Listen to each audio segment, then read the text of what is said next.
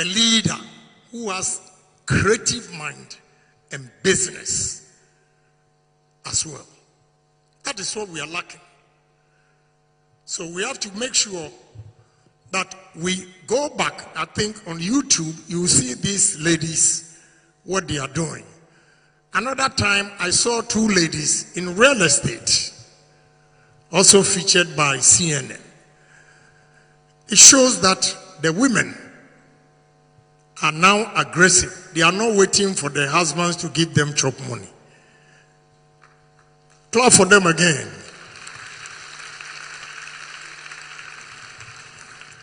So what we need is adding value to all our raw materials.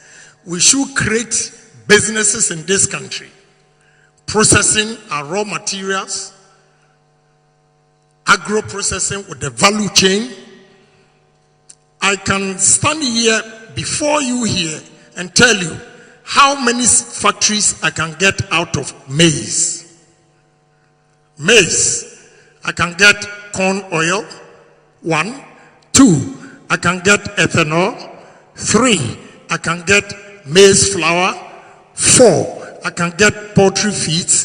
5, I can produce Cerelac. 6, I can produce corn flakes. What are we doing? We can use cassava for 32 different products. We use cassava for ethanol. We use cassava for starch. We use cassava for powder. We use cassava for poultry feeds. So many things we can do. Cassava biscuits. What are we doing? That is the question. So young men and women here today, this afternoon, if you are fortunate to get government job, fine. But if not, begin to pick mangoes. Begin to pick the pineapples. I have a young man who came to me with 2,000 acres of mango farms and 500 acres of coconut farm. I can tell you, so many things you can do with coconut, so many things you can do with pineapple or mangoes. So young men and women here, let's go into agro-processing. We are not going back to the agrarian style of farming. We are going to use technology, mechanized farming. Then from there, we add value to all our raw materials. And we'll make more money than the gold. Before I take my seat, let me give you an example. If you don't know, the fastest growing economy in West Africa here now is Benin. And he's using 2 things. 1, cotton. 2, tourism. Ghana, we produce cocoa over 100 years. And now we go to World Bank for 500 million. Or we hedge our cocoa for $500 million. A population of 9 million, Benin, this year, the revenue from cotton was $650 million. Strike the average and see. A population of 33.6 million looking for $500 million from World Bank. And a population of 9 million earning revenue of $650 million. That is the question. It tells you that our policies here are fundamentally wrong, and we need to change it.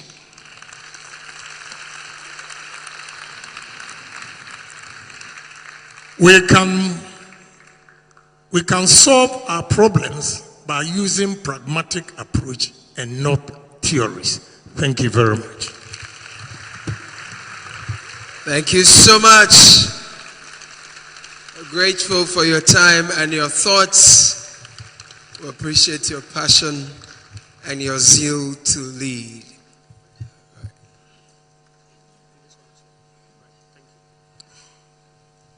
Fantastic. We may be seated now. Excellent.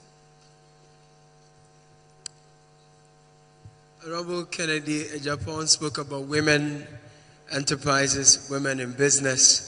A good thing is that we've had women in business, women in media, women in governance. And so very shortly we'll have one such to speak to us. We have the Deputy Presidential Spokesperson here in person of Shamima Muslim. She'll be addressing us very shortly. Please put your hands together, that's okay. Yeah. Now, earlier when the CEO of Vodek Africa was speaking, he did mention that for every young Ghanaian who has a business, you have a partner in Vodek Africa. What we've been doing, we've been running some pitch competitions, and we have some finalists, some winners. We want to honor them and award them. So whilst our dignitaries are here, we'll employ you to wait a while longer. We would want you to inspire them by presenting some of the prizes we have for them, and then we will continue. We'll have Madam Shamima Muslim engage us, and then we will crown the conference today. Please put your hands together for Akosia Kunedu, who have been doing this with all day. She will take care of the next session. Thank you. Let's put our hands together for her one more time. Thank you. Right. So we were on a journey, as he said, and we discovered 1,000 businesses. We discovered 1,000 businesses, startup business in the country. And a few of them were successful, and we are here to support them. We are also here to reward them.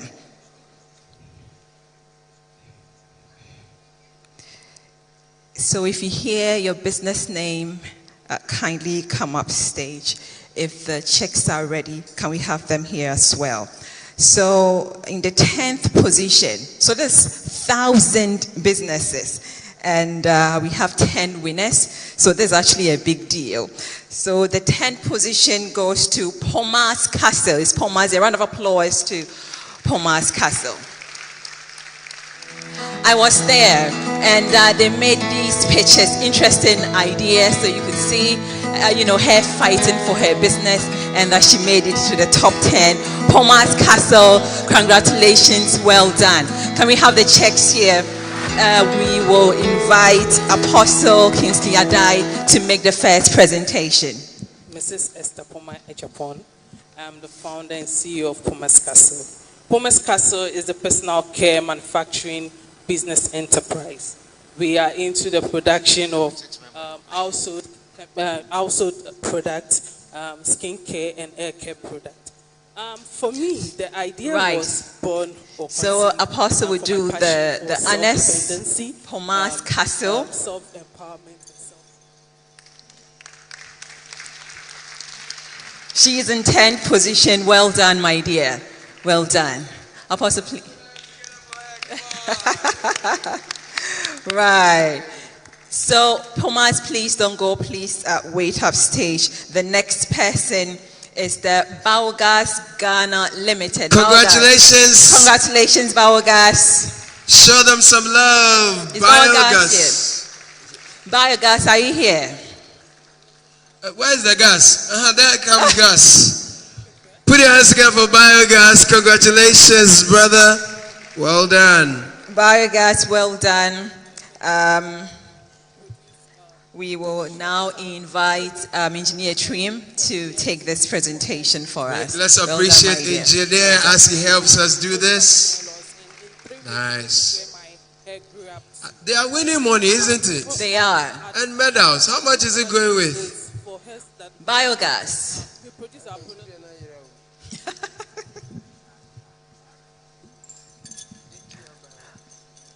You don't.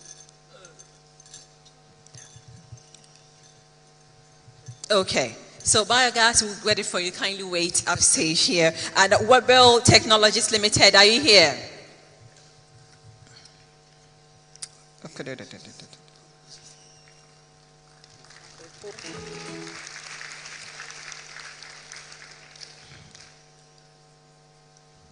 Webel Technologies Limited.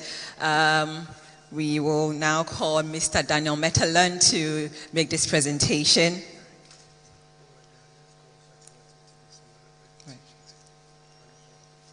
Yes.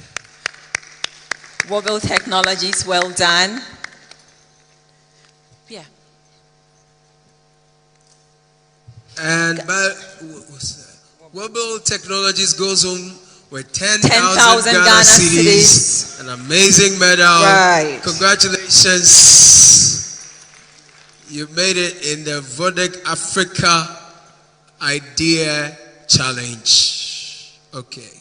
Right. So it's BioWax, as in WX, not a gas. Okay. So BioWax Ghana Limited. Do we have BioWax? Do we have the check here? All right. Whether wax or gas, it's not. Right. So we'll take the next one. It's Calendar Designs, Tie, Make, and More. Are you here? Calendar Designs, Tie, Makes, and More. We will call Honorable Fatima Abubakar to make this presentation. Well done, ladies. In fact, they were very, very vocal during the pitch session. Please, let's appreciate the ladies and the gentlemen. And they're going home with 10,000 Designs, 10,000 Ghana cedis nice. To support their business. Well done. Ladies, please come up for your plaque, please come up. your dummy check, and your medals. Congratulations. Oh, they are not the ladies, eh? You have confused me now. Okay. All right. So who is this? This calendar. Calendar, yes.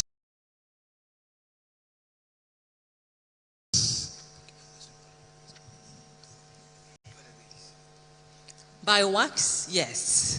BioWax are here now, sir. All right, BioWax. BioWax Design. Congratulations. Well done.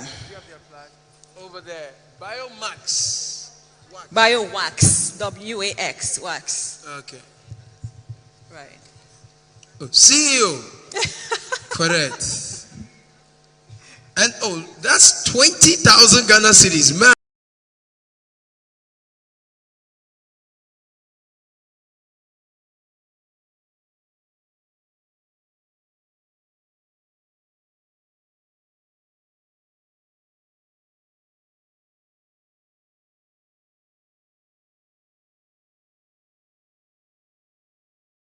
And put your hands together.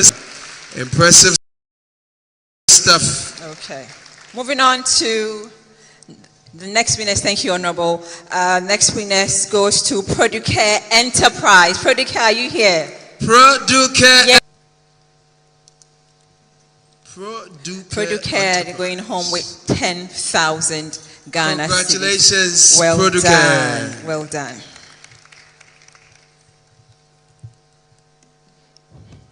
Now, Akusha, when you be? My family idea next year. Check 10,000, 20,000, and they be a near boy who they would have been. We have to pitch next year. We have to definitely. It's very important. It's Aquafarm here. Aquafarm, you made it to the top 10. Aquafarm, congratulations, you made it. Woo! Aquafarm, if you don't come, I can take it for you. Oh, he's here. Unfortunately, he's here. I wanted to take your own for you. Please, let's appreciate Aquafarm with a round of applause. Well done, Aquafarm. So we invite Mr. Ebenezer Minka to do the presentation. Is Minka here? Right, so we can, Mrs. Asumedu, the wife of the convener, she will take this one. A round of applause for Mrs.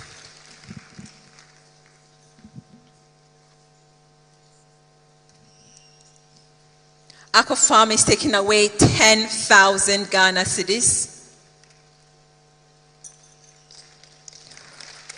Well done.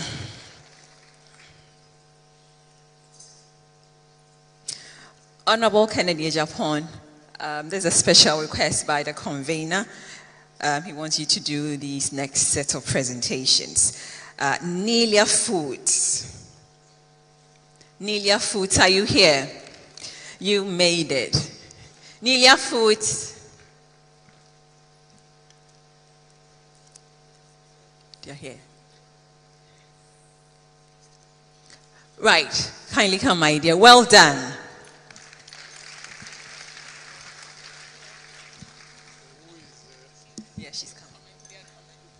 So she's taken away, the company's taken away 10,000 Ghana cedis. This goes into the business to expand the business and to sustain the business. Nilia Foods, well done. Well done, Nilia Foods. A round of applause for her. Honorable, please don't go. Please. Thank you, sir. So we have Emmanuel Farming Enterprise. Emmanuel, are you here? You made it. Yay. Congratulations. I remember that face. Congratulations.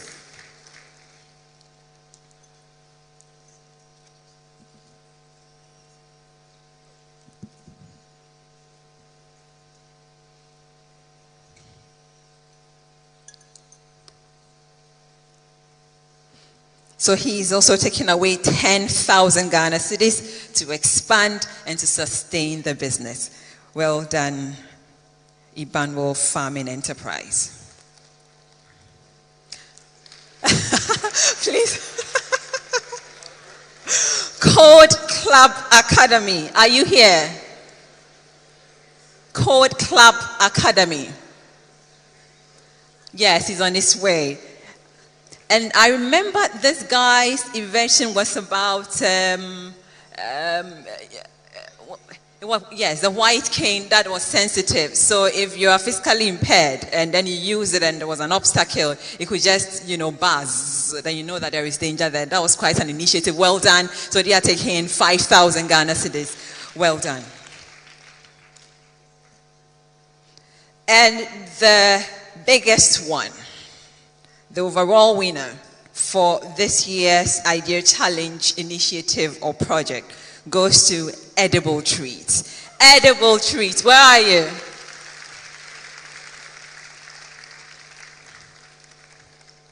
Edible Treats. Hey, is she coming? Oh. Edible Treats, well done. You deserve it. How much did we get for that? Can you turn it? Wow, so she made a 30,000. She had a 30,000 Ghana cedis. That goes into expanding her business. Vodek Africa, well done. Thank you. So we invite all our speakers and our guests here to take pictures upstage with our winners. Kindly come to the middle.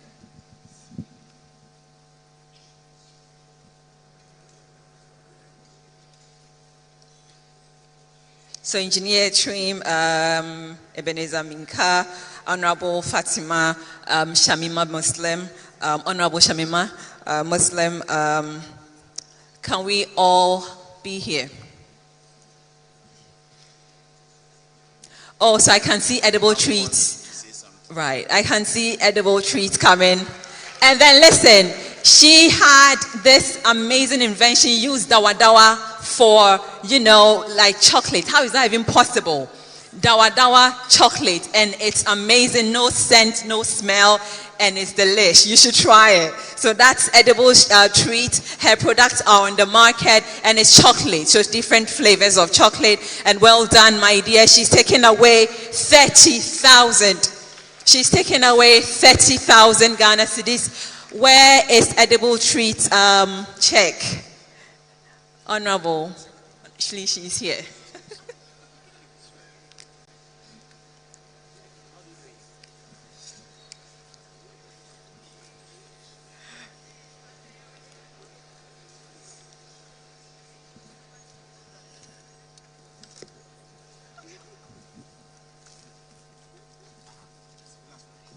Edible Treats, well done. Well, a round of applause for the overall winner for the 2025 Idea Challenge, Edible Treats. Well done. A huge congratulations to all our winners, from Emmanuel to BioWax, to Mobile Technologies, to all of you. You've done amazing well. Calendar Designs, you've done amazing well. Thank you so much. So next year, 2026, we'll open up again. And then if you have any wonderful ideas, kindly apply and be part of this great initiative. We are grateful to all of you. Thank you. Kindly take your seats. Thank you. Thank you And then before this goes to all our guests here, in fact, Honorable, I'll say this and look at you. You know, so last night I was talking to Daniel and finalizing the project, and then I realized that this guy needs help. I think we should all try and do something, you know, we should give him money. I mean, being blunt. I think it's about time. I think we should do like silver collection, and you know, the checks must fly right now. This came from his pocket, a young man. Every single dime came from his pocket, and I will take this on his behalf. Honorable, wow, Honorable has done the undone. He's given us a 50,000, Ghana cedis. We are grateful to you. So leadership by example. We are taking checks to support this young man. Everything, every single thing, everything we see here was from his own pocket. It's a big deal. So if you don't have it here, we'll send his momo around. We'll text you. Personally, I'll do that. I will personally do that. Honorable, we are grateful. Thank you so much for your massive support.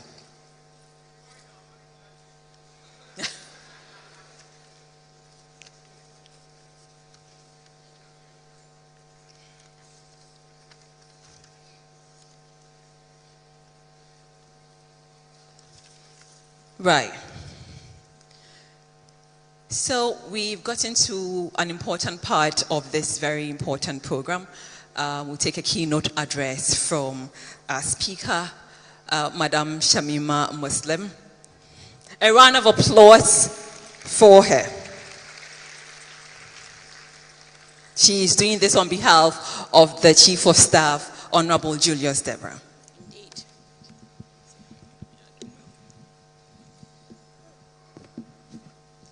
Wow.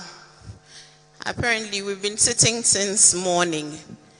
So, if you don't mind to do just a bit of help, can we just get up and stretch a bit? And if the young people are up to it, perhaps we should sing the National Youth Anthem. As we are inspiring and motivating ourselves, let's reflect deeply about our National Youth Anthem. So if anyone is willing to give us the tune, we'll be happy to do the Arise Ghana Youth for Your Country. Yes, someone come help. In 3, 2, let's go. Arise Ghana, energy. The nation demands your devotion. Let us all unite to uphold her and make her great and strong. We are all involved. We are all involved.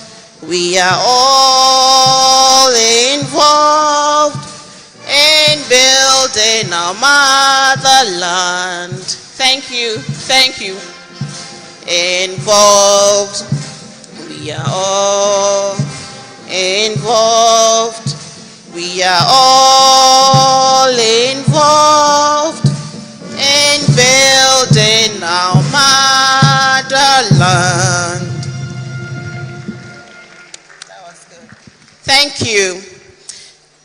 As has been said, I am here to represent the Chief of Staff. Before I read his speech on his behalf, I just want to share how profound this moment is. Nana Chair, with your leave, last year, 2 profound events happened on this same stage.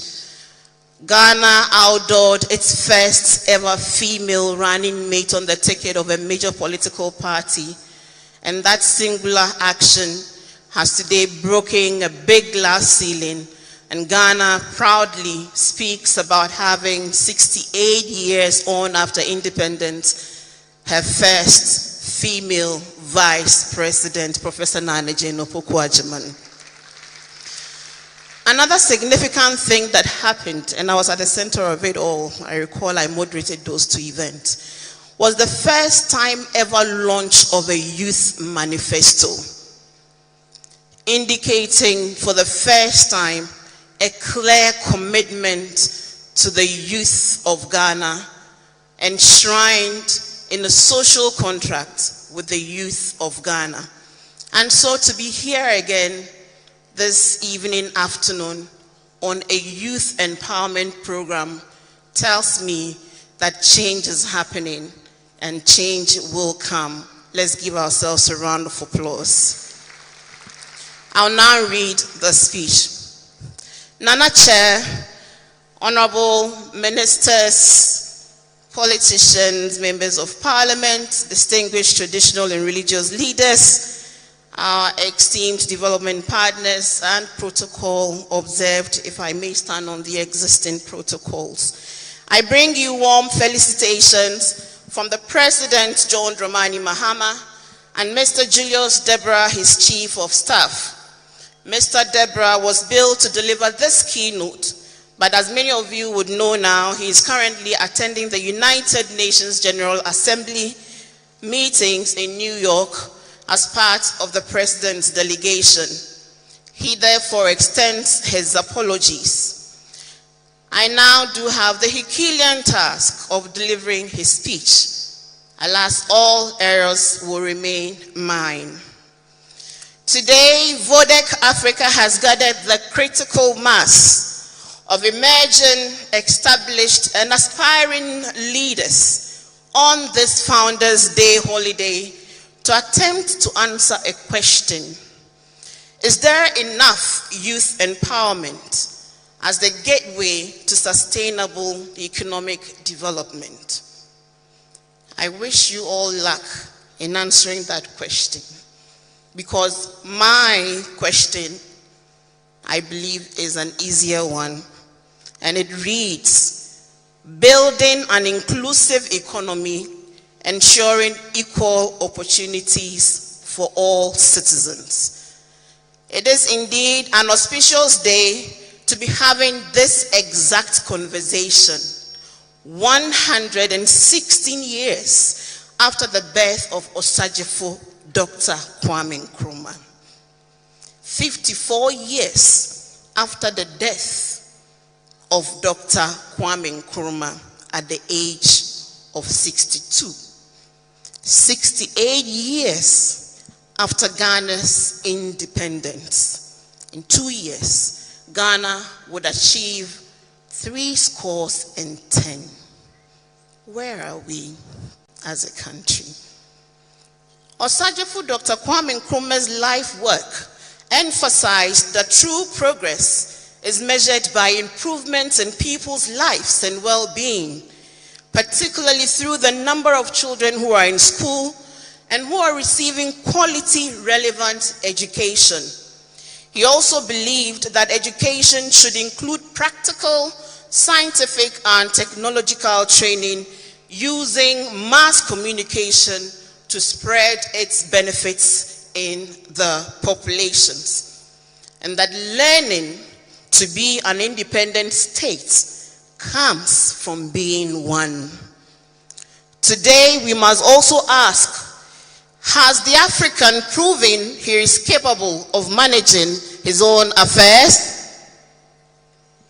Has he? Has he? Let's see.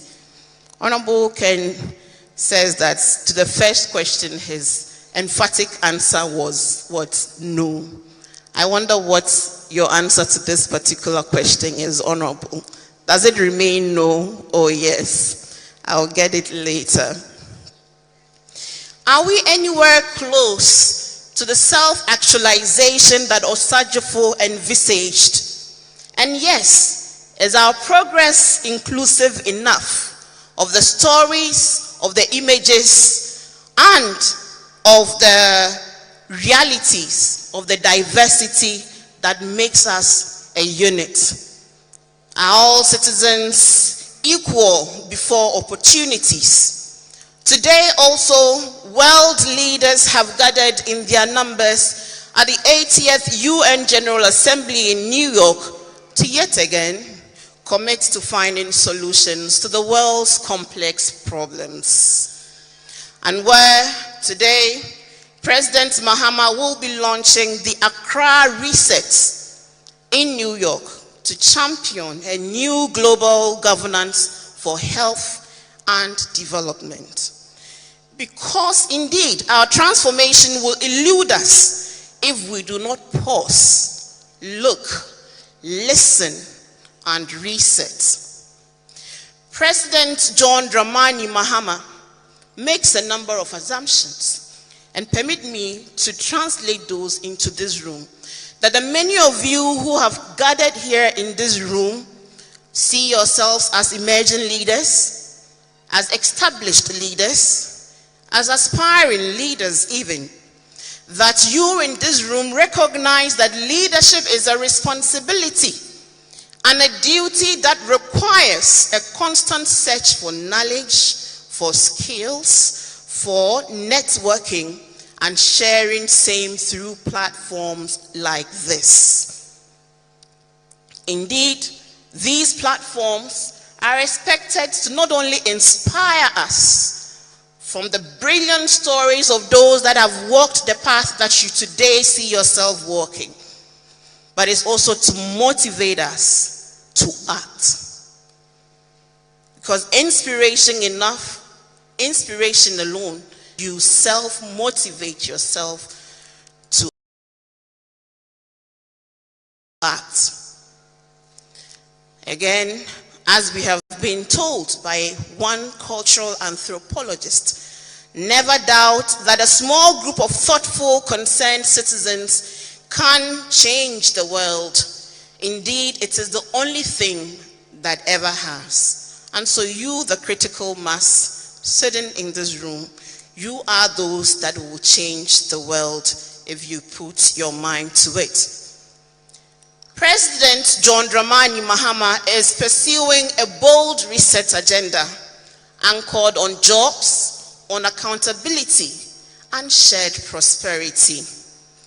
At the vision's core is to address the youth empowerment challenge for growth and prosperity that fails to carry every Ghanaian along, especially young people, in all of our diversity, is unsustainable, even risky. There is a global, a continental, and a local context that makes it imperative that African countries especially prioritize youth empowerment.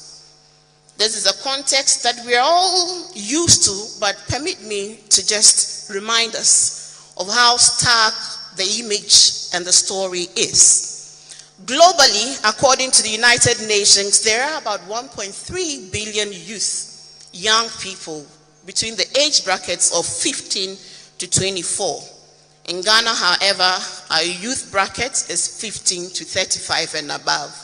I know of some 35s who are still living in their parents' home. So let's stick with the UN benchmark. 16% of the world's population is young. As of 2024, 64.9 million youth are unemployed. Take a minute and think about what that means. 64.9 million youth. And as we always know, statistics don't always capture those who remain in the fragments of society that statistics don't capture. 1 in 5 young people were NEET in 2023. NEET means they were not in employment, they were not in education, and they were not in any form of training, aka they were idle. And as we always say, the devil finds,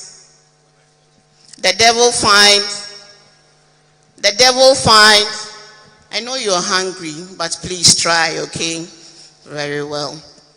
So here we are, in the face of such worrying statistics. We hear that Africa remains the world's youngest region. 60 to 70% are under the age of 30.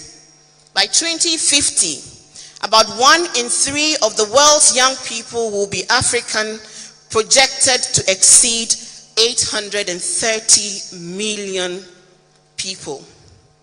Herein lies both the opportunity, as we have heard in various speeches since morning, and the threat.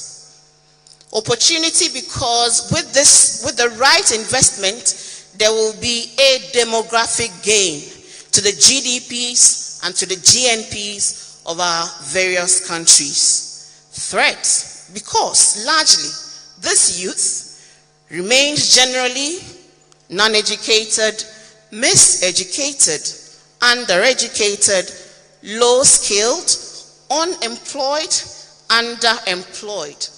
In Ghana, according to the Ghana Statistical Service, 57% of the population is under 25. Think about it again. Last year, and before that, many of you have friends who have graduated from universities and tertiary institutions for the past 5 years who are still home. Harsh reality. Last year, 1.9 million Ghanaian youth were reported to be NEET, not in employment, not in education, not in any form of training, aka idling. An inclusive economy, therefore, is one that's deliberately structured to guarantee equitable participation and shared prosperity for all citizens. It is not measured by the GDP growth of a country, but by its ability to create dignified jobs for its young people, expand opportunities for women, protect the vulnerable and persons who are differently abled, and ensures justice in the distribution of national resources.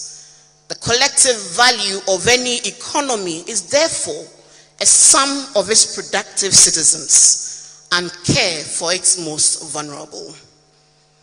As a player within the sub-region and globally, Ghana would benefit more if our people are strengthened to produce domestically in terms of domestic productivity. If we are able to retain value across our supply chains and reduce dependency on imports. As His Excellency President Mahama has consistently emphasized, we must be interested in the health of our national product, our gross national product, just as we are interested in our GDP, which truly reflects the participation of Ghanaians in the wealth creation of our nation, and that ought to see many of us at the commanding heights of our economy. What are the proposed solutions to the question about the youth? The NDC describes itself as a social democratic government, one that believes in egalitarian principles of equity and equality, and the spread of the gains of prosperity across regions, across cities, across ethnic religious groups, that all of us belong to this country and all of us deserve to live in this country in dignity. So, the youth are thus at the heart of President Mahama's reset agenda. From the establishment of a dedicated youth ministry, to the proposed 24-hour economy, to the National Apprenticeship Program and the Ejumora Program, to the Youth Farm Bank Project, to youth employment and youth entrepreneurship programs, to climate resilient agricultural initiatives, to the 1 million coders program, to the popular no-fee stress policy, and the big push infrastructure agenda. Government is ensuring that Ghanaians not only benefit from growth, but also take ownership of the commanding heights of our economy. When the Ministry of Youth was set up, it was recognized by His Excellency the President that without such focus Ghana would not derive its necessary gains from this demographic. So the youth ministry was set up and 4 main entities were put under it, namely the Youth Employment Agency, the National Youth Authority, the National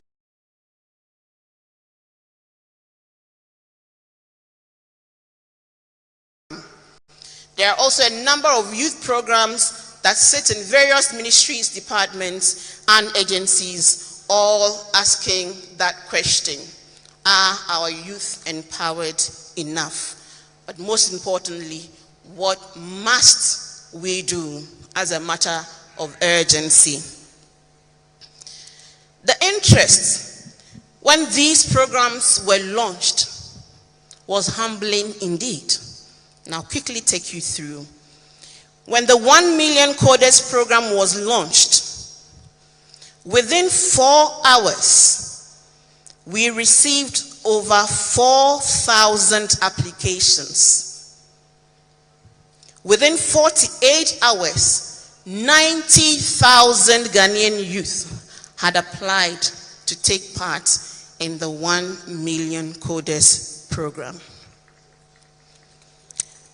When the National Youth Employment Agency published some of its initiatives, namely the fire assistance model, the prison service assistance, the public service community protection and assistance, and community medical first, as well as the Islamic teachers model. My dear brothers and sisters, several thousands of Ghanaian youth applied. For the youth employment program and the Jumawara program, specifically the apprenticeship program, we received over 150,000 applications. And what can we do with restricted budgets? As we speak, only 5,000 youth have been recruited under the first fire service assistance model. 5,000 have been recruited under the prison service assistance model. 12,000 youth trained and graduated under the police service community protection assistance. 6,000 youth have been recruited under the Community Medical First Responders Program. When we went on air, online, to recruit the Islamic teachers, we announced that we are going to recruit 3,000 for this year. My brothers and sisters, 17,000 Islamic teachers applied for 3,000 slots. That is a reality of the young people's situation. No government of conscience can ever gloss over what this picture portends. And that is why His Excellency continued to commit to ensuring that these programs must work, because doing nothing is not an option. In the face of these numbers, government must find ways to engage these young people. We're not talking about those of you who are in school, who are near graduation.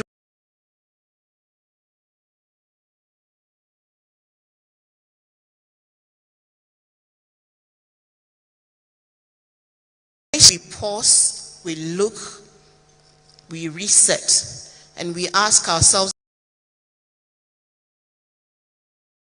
questions that many speakers have thrown at us this morning and this afternoon. So specifically, the government is focused and interested in building a new army of young entrepreneurs under its flagship youth empowerment programs. Distinguished young leaders, Nana Chair, under President Mohamed's Reset Ghana agenda, entrepreneurship is not merely an economic policy, It is the lifeblood of inclusive and sustainable growth.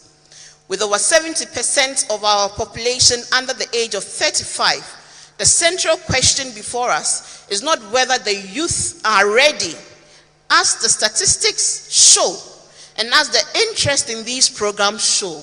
It tells us that there is interest. So the question is not whether they are ready. The question is whether we as a nation of various stakeholders, of political parties, of traditional leaders, of development partners, citizens, whether we together as a nation share this shared vision of what needs and must happen as of yesterday. And so we are asking again whether this nation is bold enough to allow you, the young people, opportunities to unleash your creative potentials, to fuel Ghana's prosperity by enabling you with the right environment.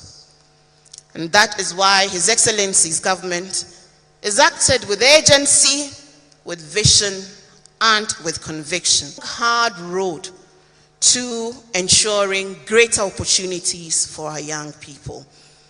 We have launched the National Apprenticeship Program in Tamale, and it's being scaled across 261 districts of Ghana. This initiative is not simply about skills and dignity, for everyone requires to live and work in a country that dignifies them. It equips thousands of young people with employable abilities, from carpentry to digital repair, from agro-processing to fashion design, and it ensures that every trainee walks away with some skill, not only a skill, but with a certification, with some capital support, and with the confidence to take on the world. No youth must be left stranded between hope and opportunity. And we invite all of you to come aboard. The Jumawara program, designed to birth 10,000 youth-led enterprises. I am sure that when many of you hear these numbers, there is a suspicion. My time is almost up? Okay. There's always a suspicion as to, are these numbers real? But having told you the number of young people that apply for these jobs, you do know that a lot of young people are looking forward to being employed or giving the opportunity to self-employ themselves. So I'm going to cut some of these things off. So the message is unmistakable. You are not a generation that is waiting for opportunities. You are a generation that is creating them. You are actually, in you we see the job builders of tomorrow. Government is therefore laying a foundation, but the skyscrapers of innovation must be built by your imagination, by your willingness to step into the ring.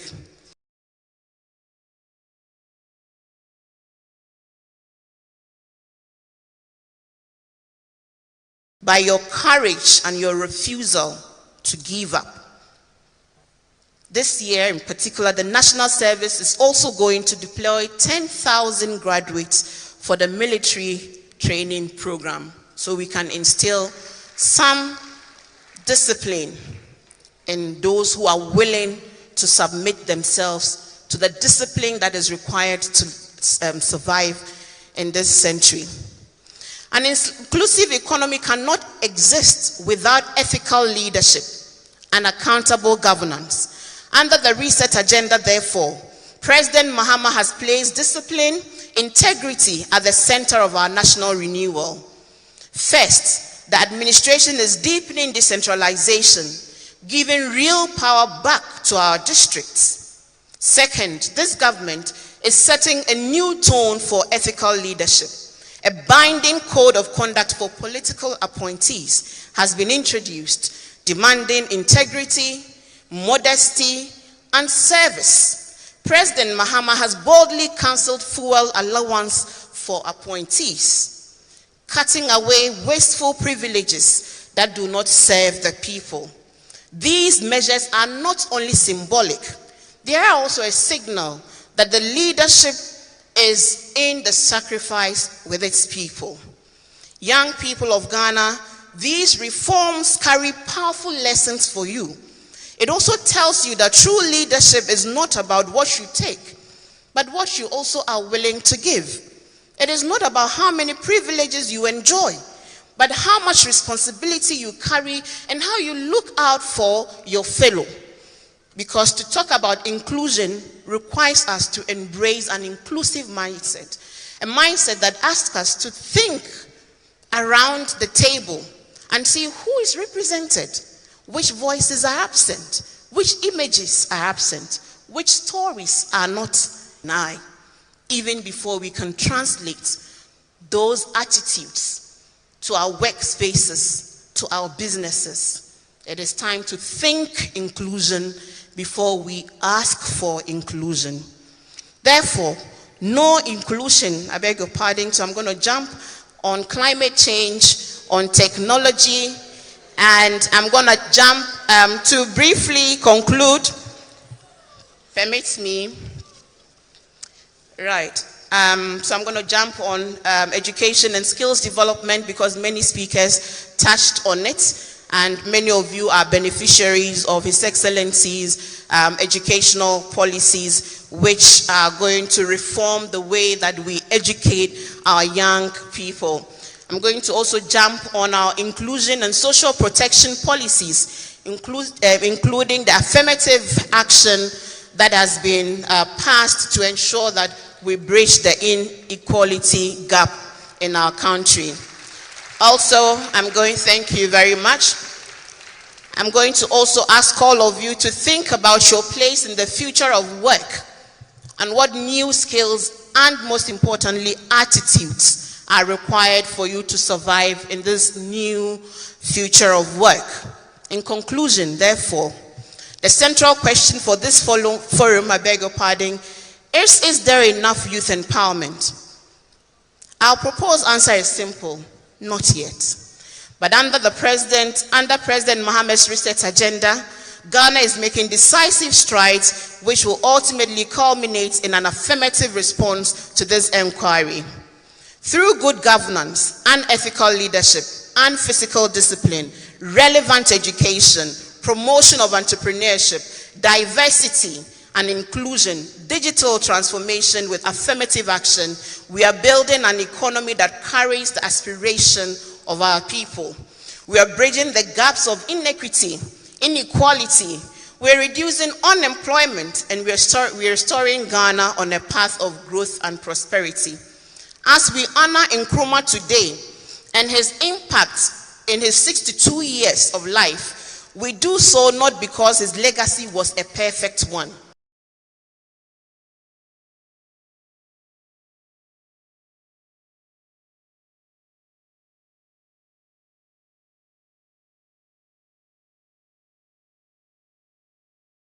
Because it has been indeed an enduring one.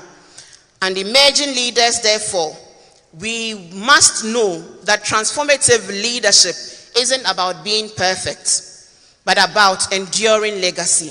Footprints seared on land, in books, in hearts and minds of many, long after your sunset, a lasting legacy. Nana Chair, it is therefore the solemn assurance of President Mahama that together with our stakeholders, we can and we will build the Ghana we want together. One that government cares, responds, and acts, and one that citizens and partners cooperate, collaborate, and provide constructive feedback towards our collective vision. That we may all within our lifetime, this lifetime, raise our voices to the timeless creed and dream of our forebears, that indeed, at long last, Ghana is free forever.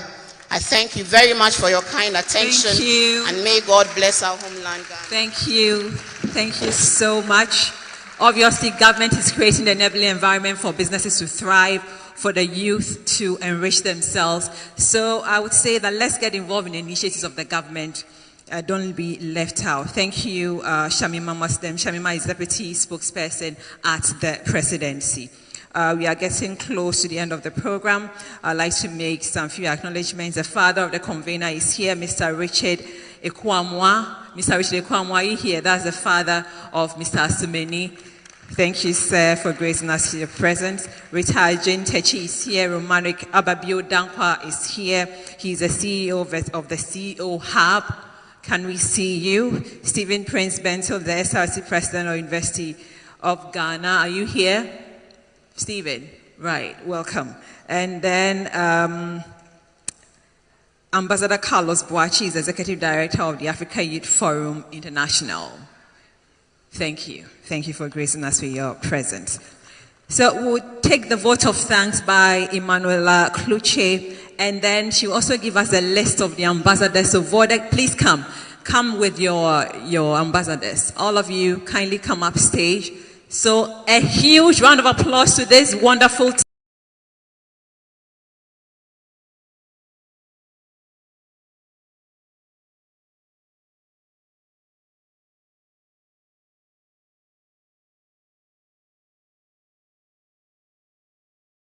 Thank you all. Good evening to all of you. On behalf of Vodek Africa and the entire team, we want to say a very big thank you to our distinguished speakers, our partners and our panelists for your amazing contribution to this year's National Emerging Leaders Economic Forum. And to our sponsors, our volunteers and our stakeholders, we say that your contribution has made this event a success. To our youth, your passion and your contribution to this year's National Emerging Leaders Economic Forum is well acknowledged and appreciated. Together, we build a better Ghana, a better Africa, and we grow the leaders that we want to see in our entire nation and the world at large. Thank you all for representing once again for this year's National Emerging Leaders Economic Forum. Until next year, we wish you all the best and we hope to see you all. But before we go quickly, I would want to call upon our speaker, Mr. Daniel Matlon, to help us with their presentation briefly. We have some amazing entrepreneurs amongst us who have shown the outstanding contribution to this year's National Emerging Economic Forum. We have Miss Mary Timothy. Miss Mary Timothy, if you're here, kindly join us. We have Edward Mandela Riafi. We have Miss Comfordia and Genevieve Aseye.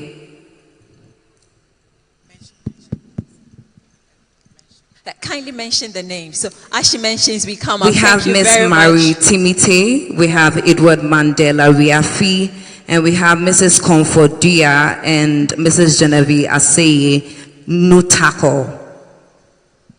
Yes, kindly come up quickly. Please kindly come up on stage if you're present. Yeah, and please, to all our ambassadors, if you are in the congregation, kindly join us on stage.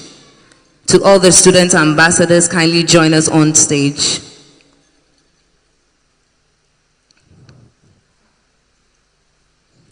Well done. We appreciate you. All our student ambassadors, kindly join us on stage. Well done. All our student ambassadors, kindly join us on stage. Please, let's give them a round of applause as they come. Please, let's give them a round of applause as they come. They've shown amazing contribution to this year's National Emerging Leaders Economic Forum. They've done a great job. On behalf of Vodek Africa, we say a very big thank you to all our student ambassadors for your amazing work done, for the mobilization, for the effort and the sacrifice thus far. Oh, let's give it up for this wonderful team. They've done amazing. I think they started early January, right? Yes. With the preparations, and they are here today. Well done, well done, well done, well done. Thank you very much for your contribution, for your sacrifice, for your hard work to NILEF and Team Vodek Africa. We are grateful.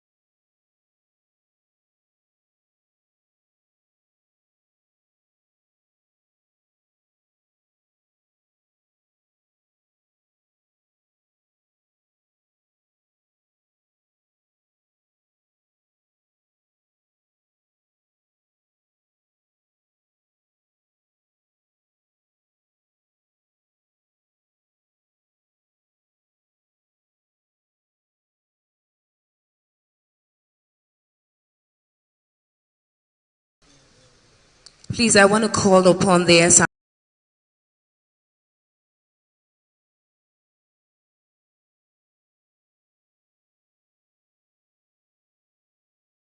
Vice.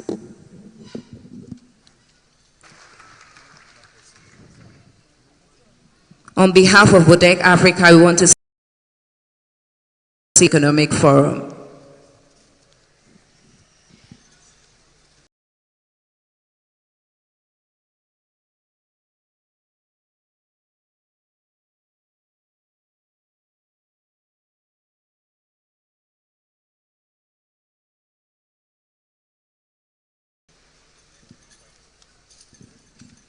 For your contributions to Team Vodek, for your contributions to NILEF 2025, we say Ayiko. Round of applause for this wonderful, amazing team here. Oh, let's clap for them. They've done so well. So well. They've done so well. All right. Kindly leave the stage when you take yours. Thank you very much. Thank you. Thank you. Thank you. A round of applause for these young ones who put this program together. Done? Okay. All right. Thank you. Right. So we'll take the closing prayer right after the military band will give the national anthem. Apostle Kingsley Adai will give us your closing prayer.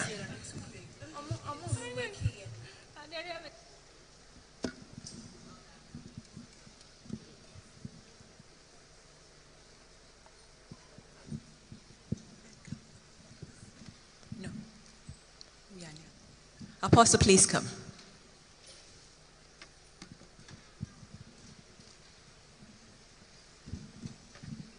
Shall we please rise? All right, all too soon we come to the end of this program, and we are grateful to God for how far He has brought us. Shall we pray? Heavenly Father, we thank you so much. We thank you for the gift of life. We bless you for this program, and we ask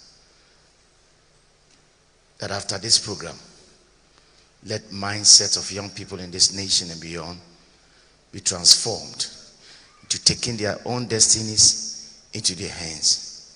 And we strongly believe, as recorded in Hebrews 10:35, that we must not throw away this confidence we have. It will be richly rewarded.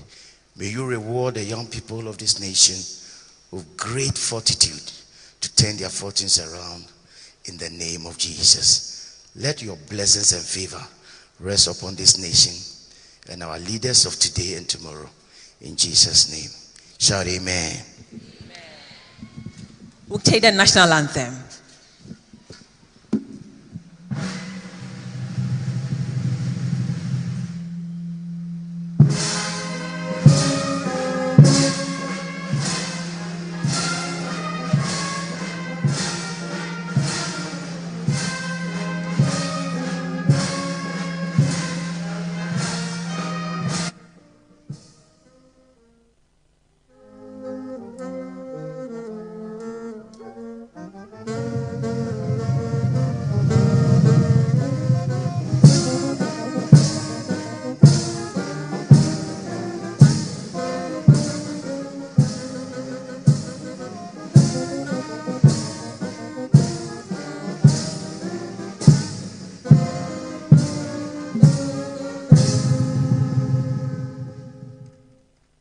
The end of this wonderful program. Thank you so much on behalf of Vodek Africa Ayiko to all of you. We are grateful.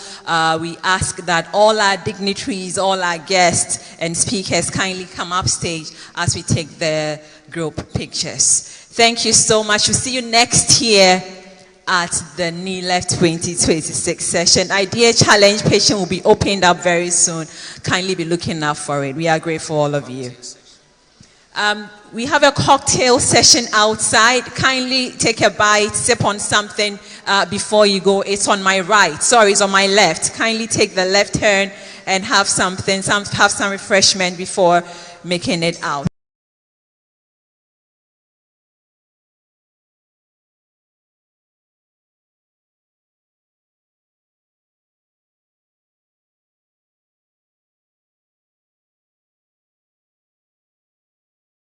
kindly take a bite, sip on something.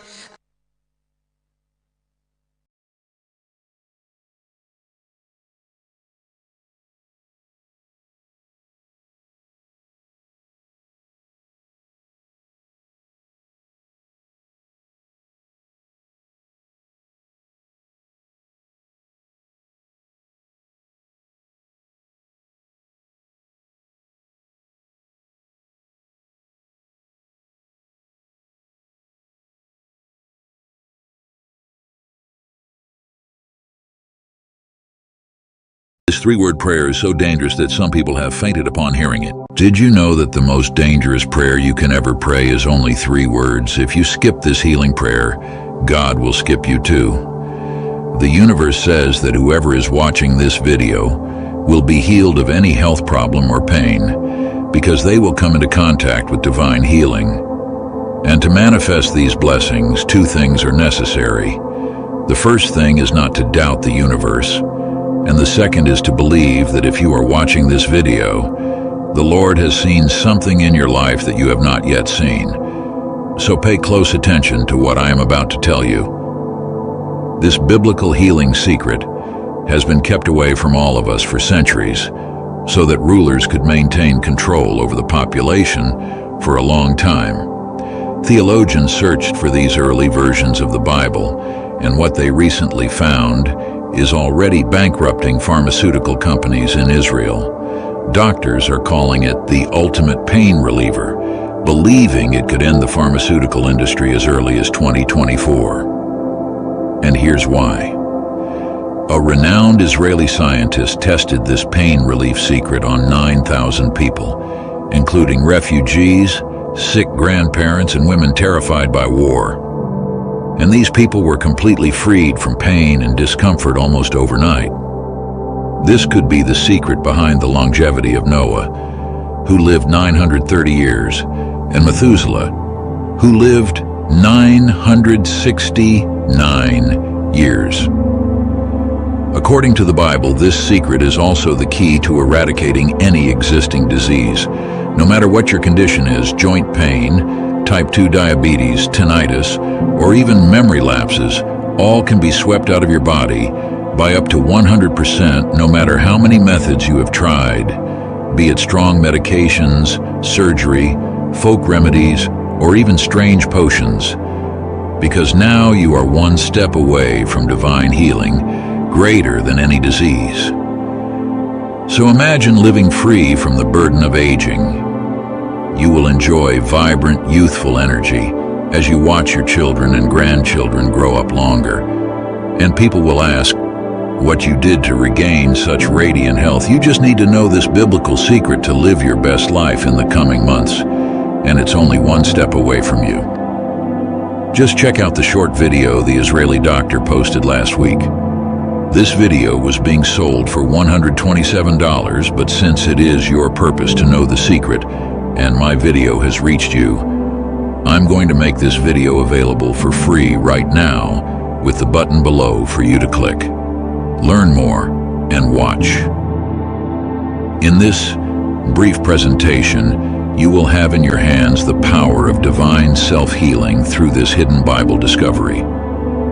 If this video appeared to you, it is not a coincidence. The Lord has a plan for you, and now is your time to discover that plan. This will probably be the last time you see this message. Authorities have already removed this video twice, so you need to act fast and click the button below now, or you will miss your only chance to someone else. Tap the button and watch the full presentation before it's too late.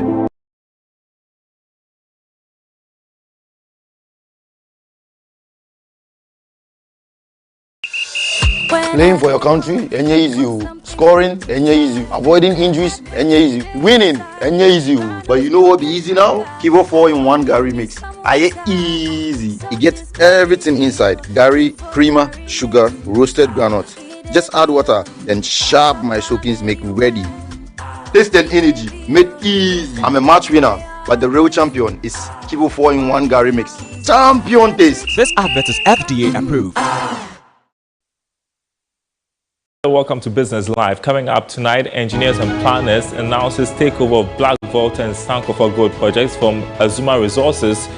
But has this deal really been concluded? We hear from the lawyer of the firm. Also coming up, Ghana to miss out on financial support from Millennium Challenge Corporation next year due to delays in finalizing debt restructuring deal. Plus, IMF team expected in Ghana later this month for last but one review ahead of program completion in May next year. Thanks for joining us, everyone. My name is Daryl Kwao. Details coming up.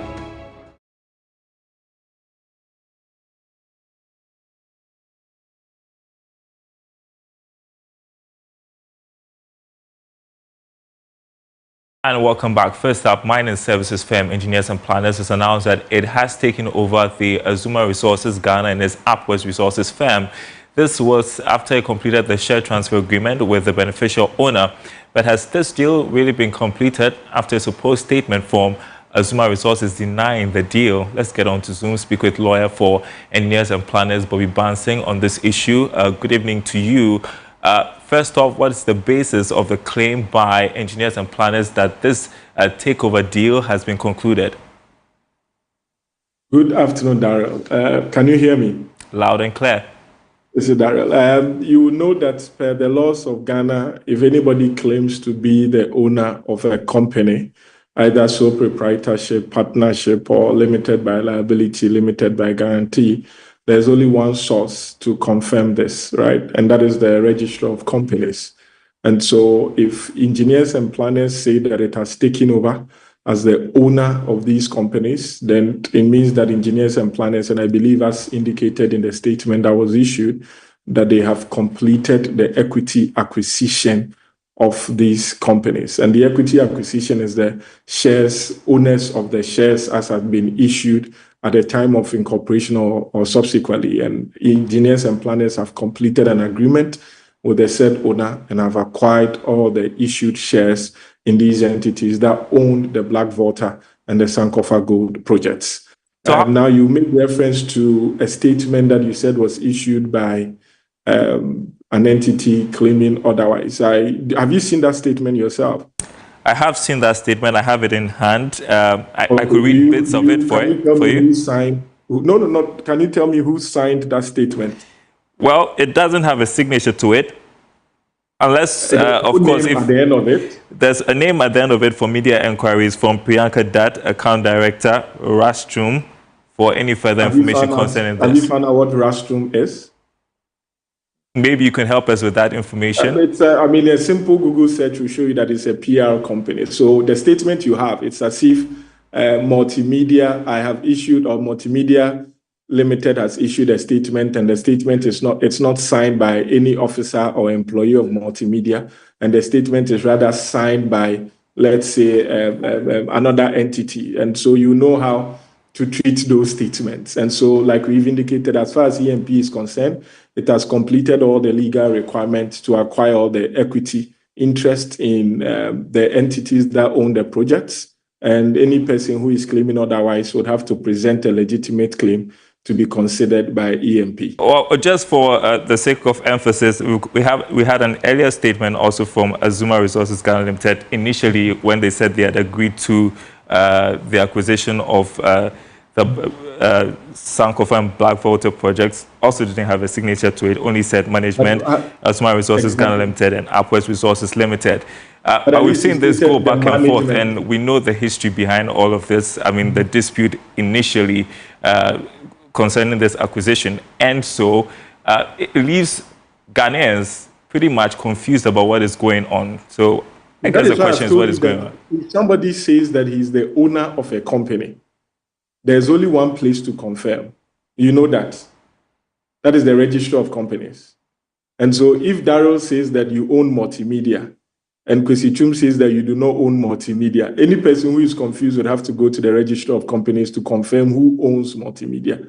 And so, like I've indicated, EMP in their statement stated categorically that they have completed the acquisition of the equity shares as Registrar General's Department and the Minerals Commission. And for us, that ends the matter. Well, while we try to establish the authenticity of this statement, as we cannot prove it here and now, whether or not it is from Azuma, there's also another question. The one signed by Rosto. Both statements, actually.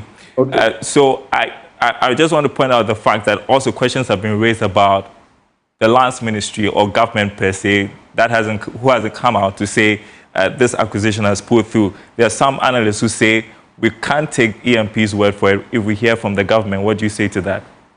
No, this is a private transaction. The government of Ghana has no role to play. No role at all?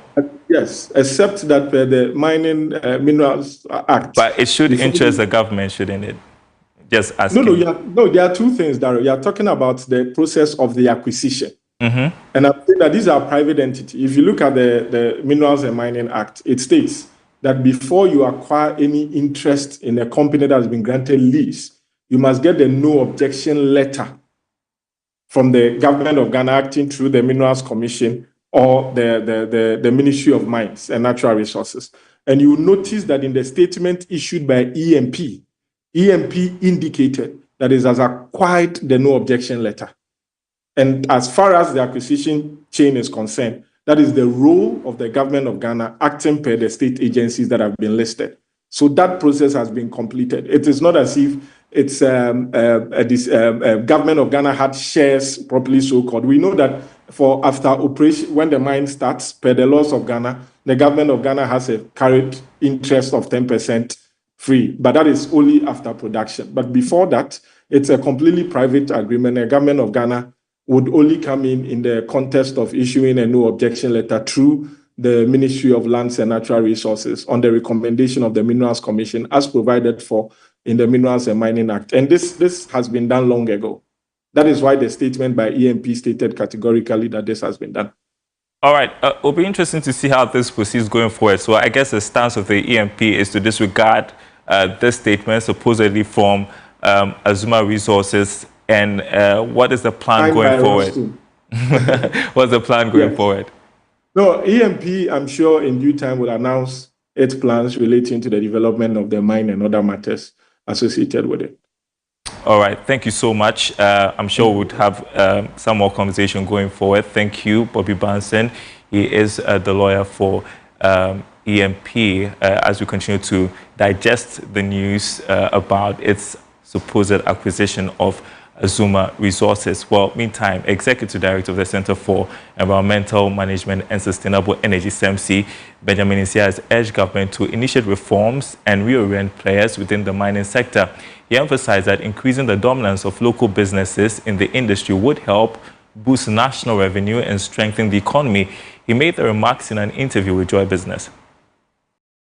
My name is Lars Holmquist. I'm the Executive Vice President of Sustainability.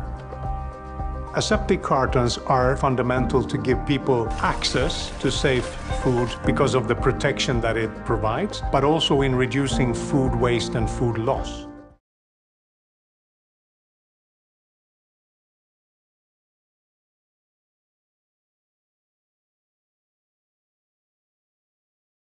Win a trip to Disneyland Paris in the Indomitables Hero Park promo. It is incumbent on us to also, as a matter of national policy, reorient and involve local participation within the space. And I think that I must commend persons who initiate some of these arrangements to ensure that most of the mining firms are done by locals or local ownership of that particular sector. For example, gold has seen a lot of surges, almost about 50% surge between last 2 years and this year. Imagine most of these mining rights are owned by, or mining companies are owned by Ghanaians. It means that our economy domestically is going to improve because there will be some level of capital injection within certain spaces and also level of liquidity absorption instead of maybe getting foreign companies come to take everything and then we are left with our 10%, or even if you look at the mining act carefully, it's between 3 to 6% of government ownership. I think that we must ensure that Ghanaian businesses, Ghana as a state, and other investors with dominant Ghanaian liquidity participate in this particular sector to ensure that we get a whole lot of revenue from that sector. Well, speak of gold, the Bank of Ghana's gold reserves have risen to 36.02 tons as of the end of August this year. That's according to a document released by the central bank. More in this report. Data showed that since the beginning of this year, the Bank of Ghana, through its gold purchase program, has increased its gold reserves by a little over 6 tons. The program has played an important role in Ghana's international reserves, as well as the recent record appreciation of the Ghana cedi against the US dollar in the second quarter of this year. But with rising prices of gold and some market analysts projecting that it would hit $5,000 per ounce, that could come as good news for Ghana's economy. This is because recent World Bank data has shown that Ghana's economic turnaround has been fueled by rising prices of commodities like gold. The Bank of Ghana Governor Dr. Johnson Isiama recently announced that they are looking at hedging a fraction of Ghana's gold reserves in terms of the prices that they are getting for the precious commodity. Well, moving on to this other story, Ghana will not receive any financial support from the Millennium Challenge Corporation USA next year. This is due to delays in reaching a debt restructuring deal with some American firms and state institutions. Here's more in the following report. Ghana was in some discussion with the U.S. government to secure some financial disbursement under the Millennium Challenge Corporation for the energy sector. Now, sources say the country had made some significant progress in securing these funds for the energy sector. There were also some discussions to help Ghana possibly secure fresh compact program. This was after the Trump administration announced it has no objection in going ahead with the compact program, despite expressing some initial concerns. However, during a Senate engagement with the Challenge Corporation, Ghana's issue was flagged. Millennium Challenge Corporation then went ahead to put Ghana in list of countries that will not get support for the corporation during its board meeting. However, sources say the issue are more than the debt restructuring deal, but some diplomatic issues that have come up recently may be the underlying reason. But some industry persons say the development may come as a big blow to Ghana, coming on the back of the US aid suspension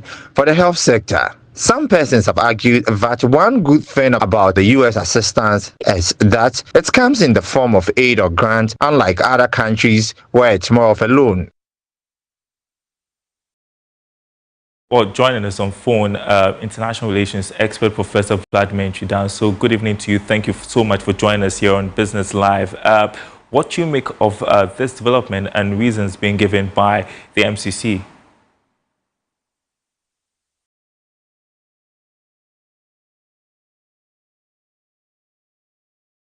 Okay, I don't think we have Professor Vladimir Nchidan on the line. We will try and re-establish contact with him. When we do, we'll carry on with the interview. But turning to other news, okay, I think that we have Professor Vladimir Nchidan on to speak about this story we have been reporting about, the MCCE warning, oops, that appears to be the line that has just dropped on us. You're watching the Business Live. We're taking a short break. When we come back, we have some more stories for you. And welcome back to Business Live. An International Monetary Fund team is expected in Ghana later this month for the last but one review of the country's program, which is scheduled to conclude in May next year. That's according to information obtained by Joy Business from sources familiar with Ghana's ongoing engagement with the fund. George Rafi has more in the following report. This would not be the last review before the program ends, as there will be another one in April 2026.